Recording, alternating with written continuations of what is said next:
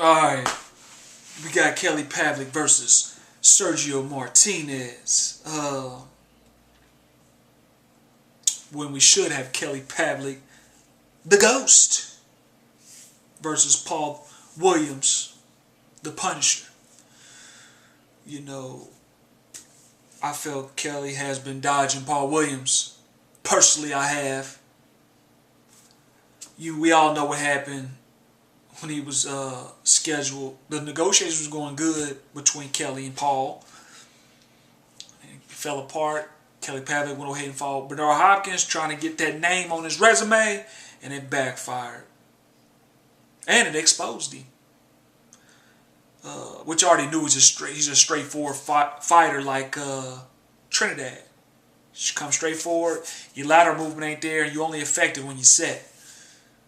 That's how Kelly Pavlik is. That's how Kelly Pavlik is. He fought Bernard, got beat. Then I think he fought somebody else. Anyway, he finally took the fight with Paul Williams mainly because everybody was demanding it, you know. Plus, he didn't have really nobody else to fight that was worth fighting to keep his name active. You know, I don't go by you fighting riffraffs and then you doing something. You should have fought Paul Williams, man, and you didn't. Okay, you had a staph infection, which is reasonable. You was cleared from the doctor. Cleared.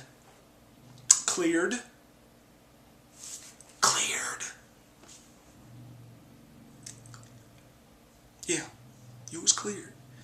They were supposed to fight in October. It got pushed back because of staph infection to, what was it, December the 4th, I think it was. And before, when it was getting close, guess what? He said his staph infection has reoccurred and he can't fight. He had to push it back another 2 months. That means you got to go all of December and the end of January. Pretty much 2 months. You know, and then so Paul Williams is like, to hell with you. I'm sick of chasing you. You don't want to fight me. Straight up, you don't want to fight me. He didn't want to fight him. I don't care what anybody says. He didn't want to fight Paul Williams. But he goes ahead and he fights 2 weeks after the December 4th scheduled fight between him and Paul Williams. 2 weeks after, because he can ball his fist up. He can ball his fist up. And he went ahead and fought some no-name guy when he could have fought Paul Williams. He just drugged Paul Williams along so Paul Williams can finally just say, fuck it, I don't want to fight you. And it worked. And when Paul Williams went ahead and said, forget you, he said to himself, he took a sigh of relief. Because he knew he was going to get punished. He's going to punish him. But because people use excuses with Kelly Pavlik when he fought Bernard Hopkins and got exposed, and they said he had bronchitis. You know what happens when people have bronchitis. It drains you. It physically drains you. Trust me. If this man was going to pull out the second time for the staph infection, that he can ball his hand up and still fight 2 weeks after the scheduled day, it wasn't as bad as you think. Don't believe that. That's called a dodge. That's dodgeball. Them guys that say Mayweather ducking and dodging, and that's what you call dodgeball.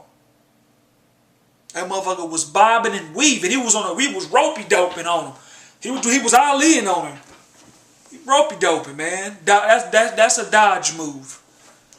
Now he's fighting Sergio Martinez.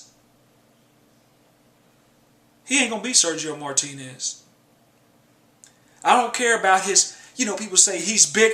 The thing I like about boxing, a lot of times, it don't matter how big you are, how strong you are. That doesn't automatically mean you're gonna win. Kelly Pavlik's bread and butter punches, jabs, follow behind the right hand. And in order for him to do that, he needs you to be still, or he needs to pin you up against them ropes and have his way with you. Sergio Martinez is not like, he's slicker than cat shit. He's slicker than cat shit. He's going to be hard to hit, and he's going to be hitting Kelly Pavlik a lot. is going the distance. I wouldn't look past Sergio Martinez even hurting Kelly Pavlik. We all know Paul Williams can hurt Sergio Martinez, but don't think for 1 minute he can't hurt Kelly Pavlik neither. Y'all remember when he dropped Centron, Kermit, Centron, when he hit him in the head and he thought it was a body, he thought it was a headbutt. He went to his knees and he looked at the ref, and then the ref started counting. He said, headbutt. It was a headbutt. Then when they looked at the instant replay, it clearly showing him hitting with that left hook. I think it was left hook, dropping him. So he got power to do. He got power to do something. He don't hit as hard as Kelly Pavlik. We all know that. He's clearly the better boxer. He has that lateral movement that's going to have Kelly Pavlik dancing all over the place. Punches. If he can't stand still and put his weight into it with that right hand, he's not going to do anything with Sergio Martinez.